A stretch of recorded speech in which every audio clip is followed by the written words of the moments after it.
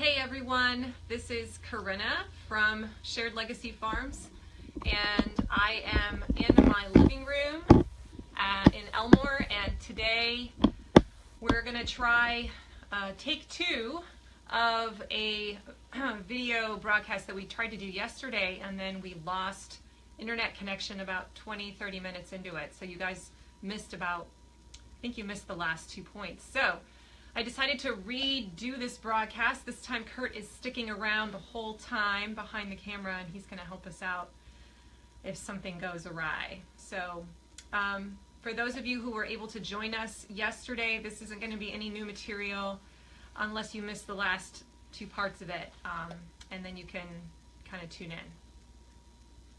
So again, this is Corinna, and I'm the farmer's wife. So glad you guys have joined our private group. Today I'm going to be talking to you about the 5 reasons why CSA members who've been with us for a season might decide not to renew their membership.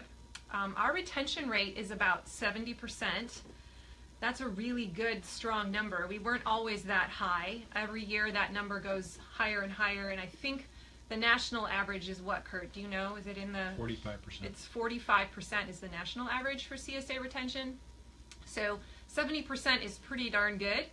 I think the really superstar CSAs are at around 80-85%. So every year we seem to be getting better and better as we attract more of our ideal customer. But there are always people that decide they don't want to stay with us. And I thought I would share with you the reasons that they give us, because I know that if I were in your shoes, this is a question that I would be very interested in.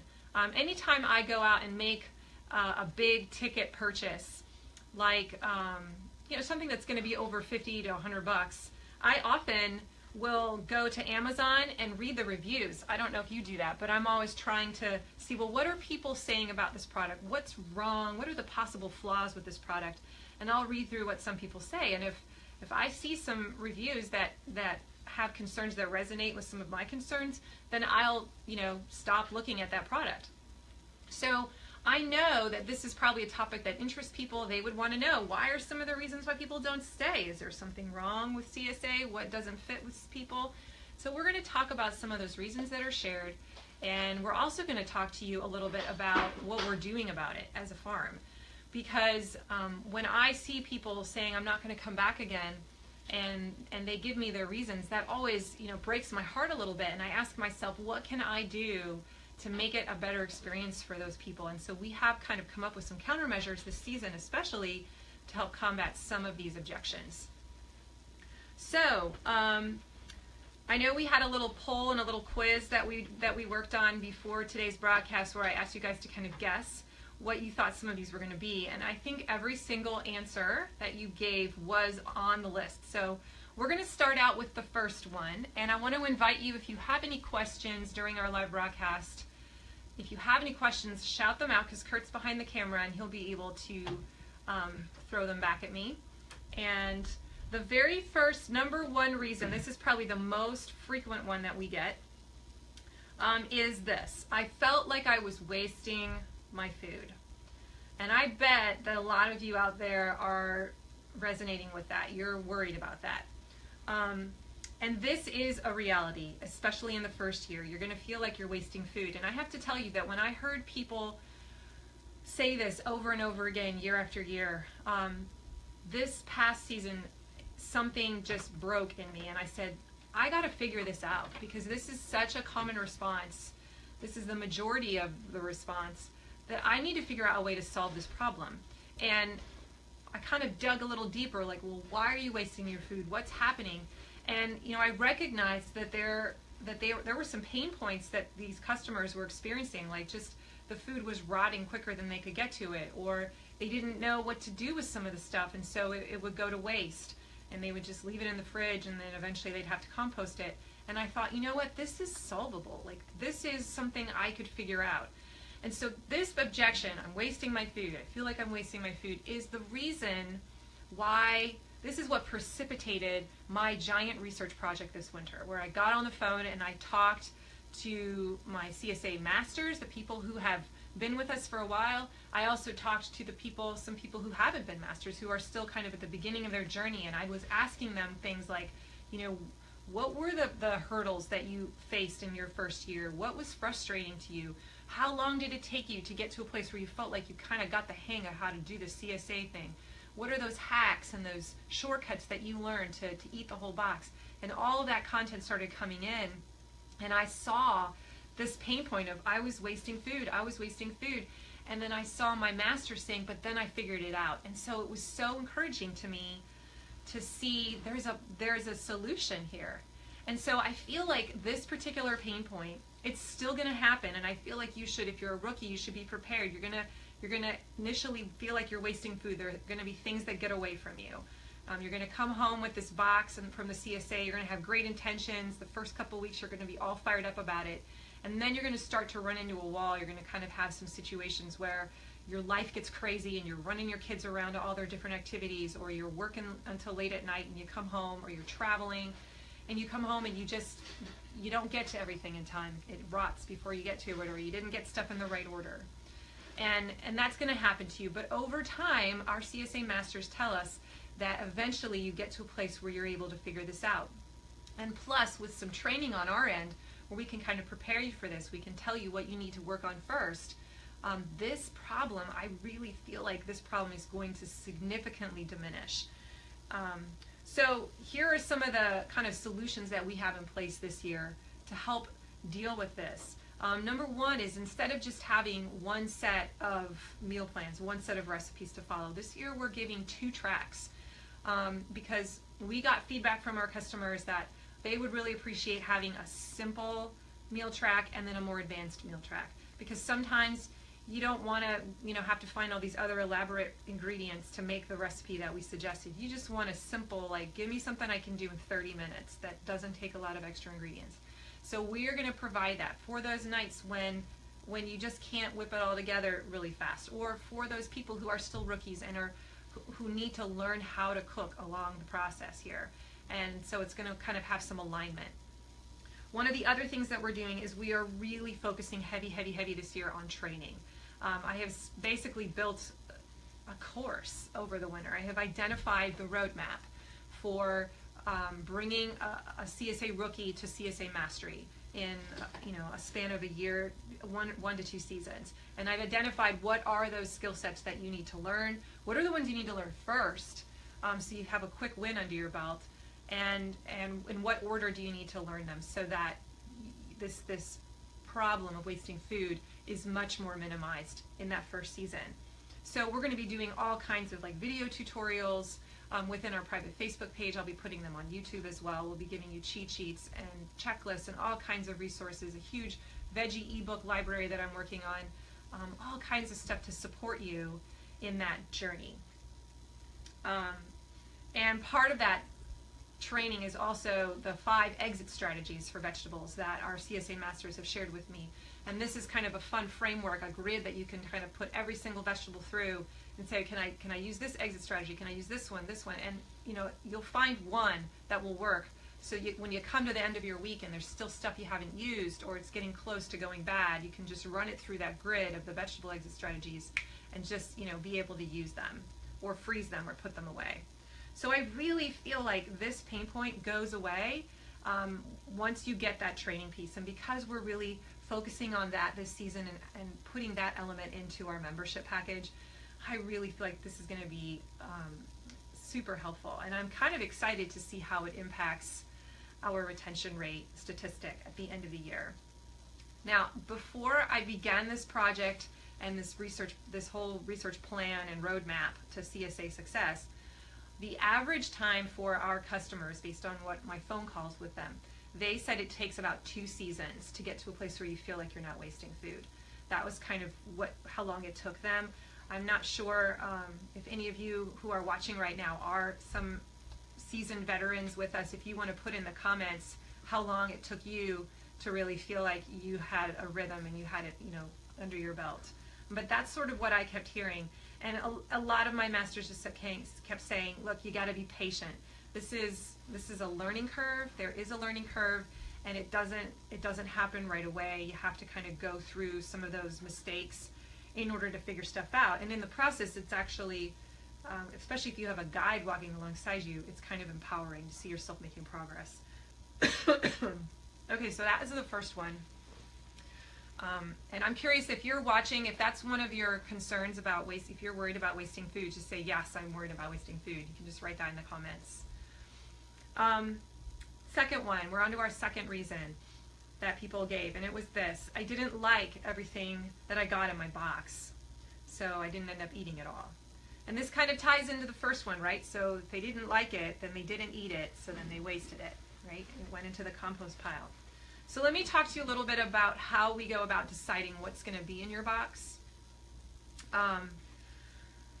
So we've actually worked on this. Every year we get our survey back from our customers, and we ask them, what did you like getting? What would you wish you wouldn't see as much in your box? And it's funny because we'll get, a bunch of people saying, oh, I loved having all the tomatoes, or I loved having all the corn, and then we'll have people saying, there was too much corn. So Kurt and I are always like, well, which one do we listen to? But over time, we have kind of gotten a good sense of what our customers want. And this year, we came in with a different game plan. We're really trying to grow more of the staples that everyone loves. And by staples, I mean things like the carrots. We're going to have more carrots this year in the boxes if everything goes according to plan. We're going to have onions, potatoes, lettuce, garlic. I mean, those are the things that people love and that they use every week and that store well. So, we're going to be putting more of those things in there. So when you get your box, it'll be a kind of a pre-packed box of a lot of those staples. But that being said, there are going to be things in your box that are a little weird. Our goal is actually to try and put one unusual item in the box every week. Sometimes there are two. And listen, the reason for that is because we have realized that the kind of customer that we attract into a CSA is somebody who comes in with a specific goal a lot of times, that they want their palate to be challenged. They want someone to help them eat more vegetables, more different vegetables. They want to move beyond the same 5 or 6 things that they always gravitate to at the farmer's market or the grocery store. And they know that unless someone forces them to eat it because it's put in their box, they probably won't buy it themselves. So, since it's one of our goals to try and develop you into a stronger cook, to try and expand your taste, we want to kind of transform you. We want to change the way you eat and make you someone that really loves to eat a variety. If we want to do that, then we have to put in different things in your box. I mean, that is that's a ground rule for us. That's not ever going to go away. So there may be times when you get something in your box and you're like, I don't think I'm going to like that. So what we encourage you to do when you get these things that you don't like, again, this is a training piece. This is where we come alongside you as a farmer and support you, and we're teaching you how to eat that, how to make that and prepare that vegetable so that it does taste good. I have to confess to you that I have not always liked kale. I'm still not a huge kale fan, and I don't, purposely look for that in my box or look forward to it when I get it in my box. However, I will say that as of last year, I finally found a couple of recipes that I love that have kale in them. I mean, love, to the point that they're in my little phone app, and I make a kale apple cheese salad, right, Kurt? And you guys love it. I make that like once every 2 weeks now. It's in my rotation because I love it that much. And I would never have discovered that unless the kale just kept showing up. So even though I was one of these people that was like, I don't like the kale, stop growing the kale. Kurt, I don't think people like kale, we should stop growing the kale. Like, now I like that kale. And so I think that the longer you're exposed to it, the more you keep trying, this might happen for you too, and you slowly transform into that person that finds a way to eat some of these things that you would never have eaten before. And I have to tell you, it's hugely motivating for me to see myself growing in that way as a cook, and as a person who has newer tastes. So our private Facebook group provides a lot of support here too. So if you don't know what to do with a vegetable, or you're like, I don't like that, throw that out there to our private Facebook group, and they give suggestions and inspiration for what they like to make with it and how to make it taste good. So you're never going to get better at eating more vegetables unless you push yourself past this objection. and keep trying, because I can tell you from personal experience, and I know I've heard it from my members, that if you keep trying things that you don't like and you keep looking at those different opportunities, just different recipes that we suggest to you, eventually you will probably find something that makes it taste good.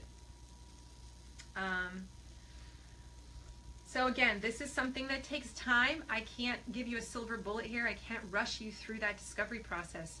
But I do know that this idea of that CSA is a marathon, not a sprint.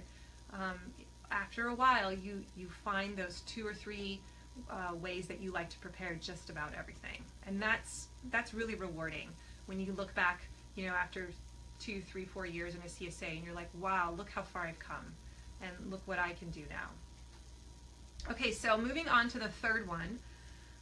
This one is also slightly related to the other two. I hear people say, I want to be able to choose what I get in my box and what I'm going to eat each week. This is a biggie. This was a biggie for me when we first started the CSA, because I was not someone that liked to just get a bunch of random stuff and figure out what to do with it. I was a cook by a recipe kind of girl. I needed to have a plan. I came into the week and went through my cookbooks and my recipes, and I'm like, that sounds really good. I want to make that. And I would put it on my shopping list. And so if you come into a CSA, that kind of person, you bump into some walls, because this is a problem, because you don't get to decide what's going to be in your box. We give it to you. Now, we do give you a harvest calendar at the beginning of the season. That's actually one of the freebies that comes in the email sequence. If you sign up for one of my freebies, then you automatically get subscribed to my email list, and you'll get like 8 emails from me. And one of the free things that I give you in that email list is a harvest calendar, where you're going to get the list of all the different things we're going to grow every week. And so that particular list will kind of give you a sense of what we plan to grow for you. But it also kind of tells you, well, I guess I'm not going to be able to get sweet corn in June. You know what? Sweet corn just doesn't grow in June. It's not ready until mid-July, end of July. It just isn't, ever. So, part of this is an education where you learn what you could even possibly get in your box, and so what you have to work with. And you just have to learn to make what you get, not necessarily make what you want to make. And that's a different adjustment, a paradigm shift for joining a CSA. And it takes kind of a willingness to adjust. So I want to give you an example. Again, for me, collard greens, wasn't a huge fan of collard greens, and Kurt would grow those. I think he's grown them like 3 times in the last 8 years. So last year he grew them again, and I remember thinking, why are you growing collard greens? Like, nobody likes collard greens. Why is this is not going to be a popular item in the box? But I ended up randomly putting the collard greens this last year into a skillet meal. And I had like an Alfredo sauce that I made myself, and I kind of poured it all over that. And my children went berserk for this meal, and it is now their favorite meal. And it has to be with collard greens, apparently, because I've tried making it with kale, and they didn't like it as much. So I have discovered this one meal that has collard greens. And guess what? Last week when I was at Meijer grocery shopping, I saw collards, and I bought collards, like on purpose, for the first time in my life. And I was really excited about it. They're actually still in my fridge, and I'm going to make that dish. I tell this story because, this idea of I want to be able to choose what I want in my box. Well, sometimes you're going to get a box and it's not going to have stuff that you want in it. But if you keep pressing on with this program and you keep trying to make stuff work, eventually you get to this place where this need to control the box goes away, because you have become a diverse cook. You're able to just like cook on the fly. And so I think that sometimes this need and this objection of I want to be able to choose what I cook comes out of perhaps you don't have the ability to always do these different, throw things together. You haven't learned that skill yet. And so this is kind of a way to try and control that and keep keep what you want coming to the table. So I love how CSA's just really pushed me and gave me this awesome skill set, so I don't need to control what I'm going to have every single week. We do have people that are in our CSA, and they go and they supplement from the grocery store. So if there's something they really, really want to make that week, then they can just go get that at the farmer's market when they pick up their box. We also have a really neat feature called the extras table. And that allows you to customize your box experience. So you kind of get your core box pre-packed, but then there'll be like 3 to 6 different items at the extras table when you pick up, and they all show up on the table in these different bins, and you get to walk through and take stuff out if you want it or not. And sometimes it's extras of the same stuff that's in your box, and sometimes it's going to be totally different things. And so there's a little bit of choice that you can have then to customize and mix and match your box experience. Okay, so moving on to number 4. Now this fourth objection is probably the only one that I feel like cannot be fixed on our end, that we can't really solve for you. And it goes like this. I traveled so much this summer that I wasn't able to pick up my box all the time, and so I didn't feel like I got the value out of it. So pay attention to this one, because if you work a lot, you have to fly away as part of your job, and you might miss your box pickup a lot. You don't have someone to come and pick it up for you. Or if you're going to go on vacation a ton this summer and you're going to miss your box, this might not be the best solution for you, because you do have to show up and be there to pick up the item. And some of our veggies that are in that box really do need to be eaten in the first few days, or they'll go bad. So if you have the kind of thing where you have a job and you pick up your box on a Monday and then you fly out Tuesday, Wednesday, you're gone, you don't come back till Thursday or Friday, some of that stuff in your fridge is not going to be fresh anymore. So pay attention to this one. We do offer the option this year to switch your site one time during the week. If you have to go on vacation, you can email us in advance and let us know that, and we'll honor that. But we don't make it a regular practice to switch you all over the place, because that really upsets kind of the machine in the background here that keeps everything running in an orderly fashion. We make a lot of packing errors if we have to move people's site all the time.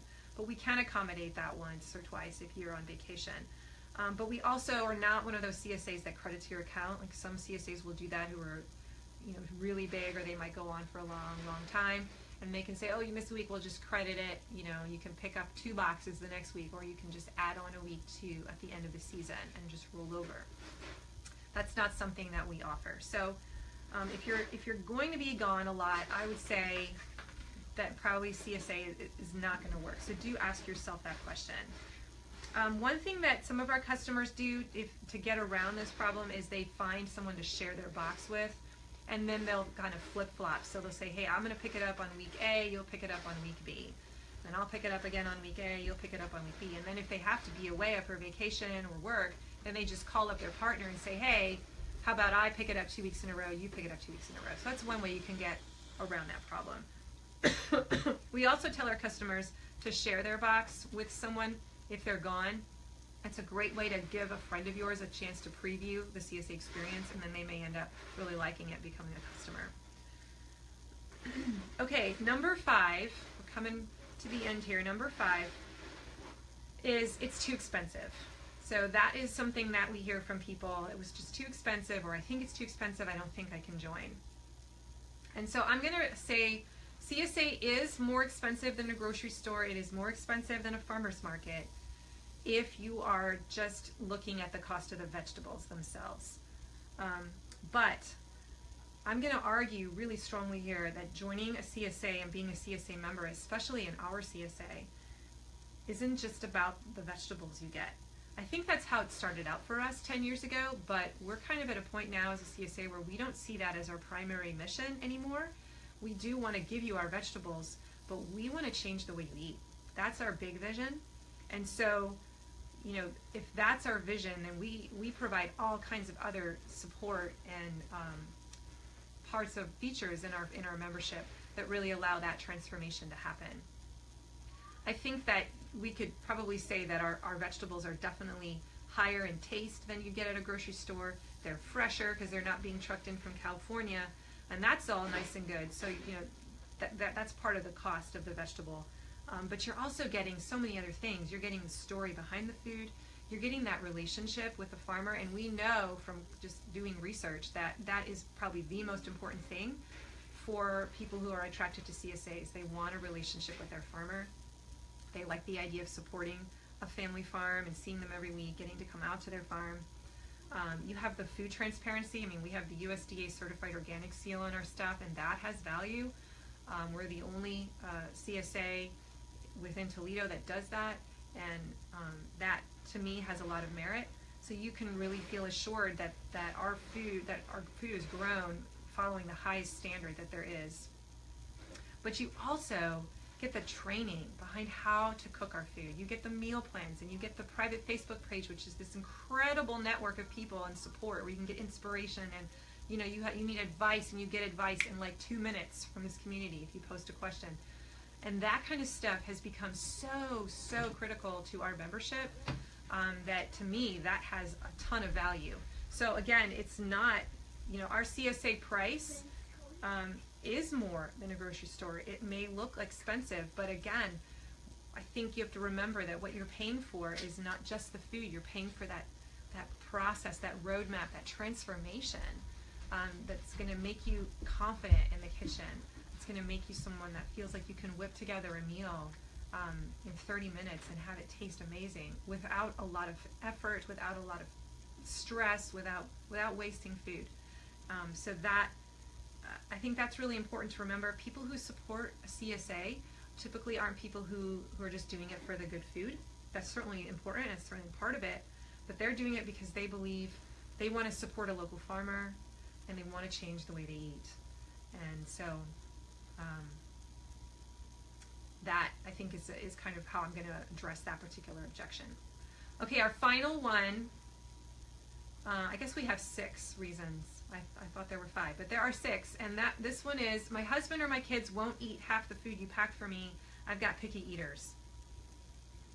So this is kind of related to one of the first 2, that I didn't like the food that you gave me in my box. So I'll hear people say, my kids don't like arugula. They don't like kale. They don't like beets. All they want to eat are Kurtz carrots and potatoes. And I chuckle. So I totally get that.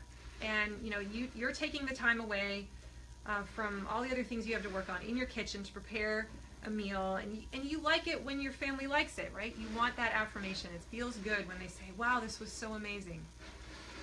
And I can remember a time that I spent, this is actually fairly recently, I spent about 2 hours unintentionally, I didn't think it was going to take that long, but I took 2 hours making a lentil soup for my kids, because I'm like, you know what, I like lentil soup. I haven't made this, and my mom always made this for me, and they're going to love it. I'm going to expose them to this. So I whipped together this lentil soup, and I put it in front of them. I thought it tasted good. My kids were not impressed. And even worse, they told me so, that they were not impressed, and they did not want to eat it. And they sat there and stared at it for a while. I don't know if you've ever had the stare down happen at your table, where you have to get firm and say, you will eat this. And I gotta tell you, it broke my heart, because I was really excited about it, and I just wasn't expecting this reaction, and I just wanted to, like, does this ever happen to you? I just wanted to, like, force their mouth open and, like, cram it in and be like, you will like this, because I worked on it. So I think we all have moments like that, where our kids are just, I don't like this, I won't eat this. Now my kids aren't super picky. Josiah is a little bit.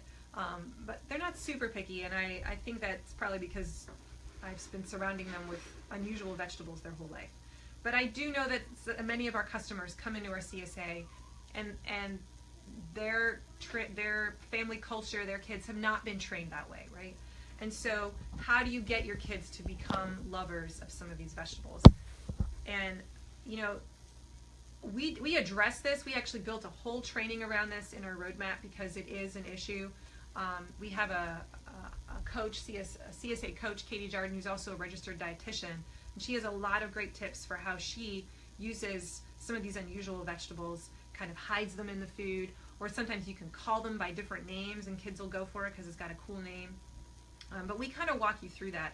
I know that my solution that particular night with the lentil soup was like, you're going to sit there until you eat it. And they sat there for a long time, and eventually they did not eat it, and they did not get any other food for dinner.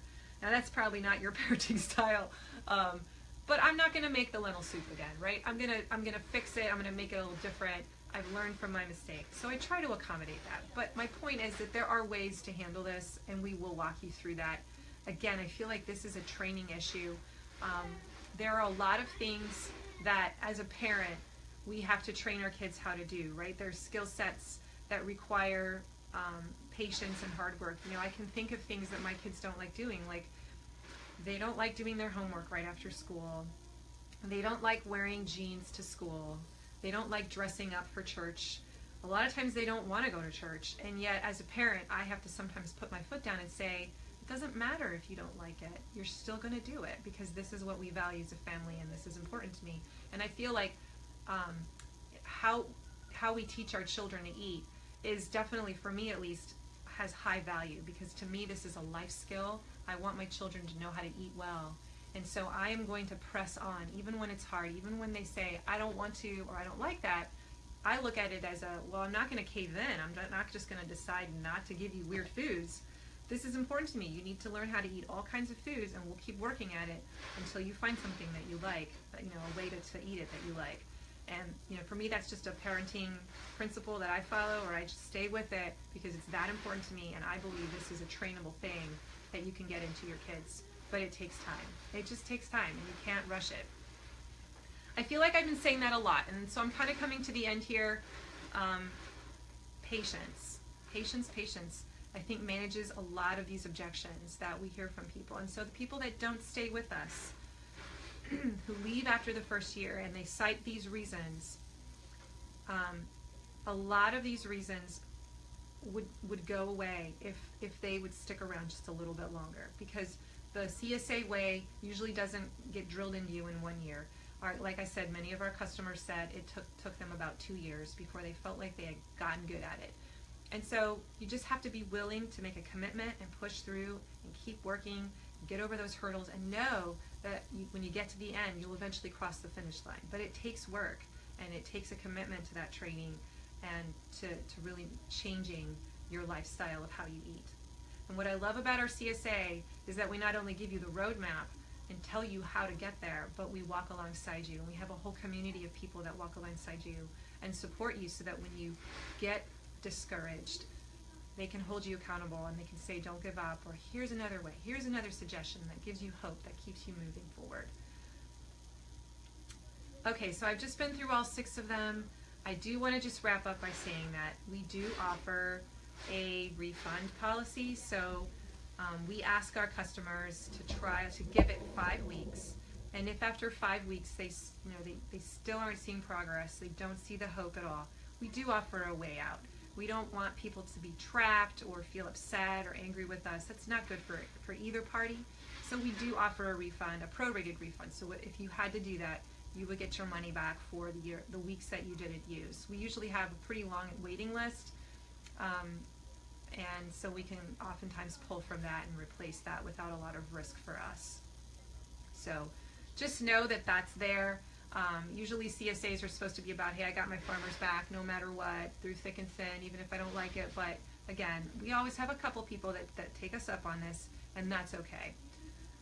So I hope this has been helpful for you to see some of the different pain points. And if you're new to the program this year, I want to tell you, you're likely to hit one of these walls. But again, more than ever, I feel like this year we are going to do so much to be able to lower those walls.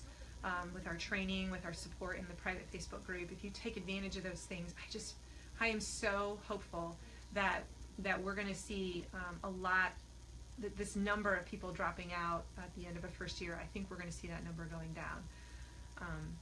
So if you think that CSA might be a right fit for you, you can feel free at any time during this time that we're together here in this group to go to our website and sign up. The cart is open, sharedlegacyfarms.com/signup, SIGNUP. You can go there and just start signing up. If you're still not sure yet, we have several more weeks left. I'm going to continue to meet in here and do more trainings and walk you through stuff. The next time we meet, which will be in about 3 or 4 days, I'm going to do a video that talks about our signature move as a CSA. Every CSA has their strengths, and I'm going to kind of walk you through what I think we're going to be what we are really strong at, what crops we grow really well, what we're known for, and that'll just kind of, I think, be helpful for you as you compare and look around. So thanks for joining us, and have a great weekend, everyone. and we'll talk to you soon. Bye.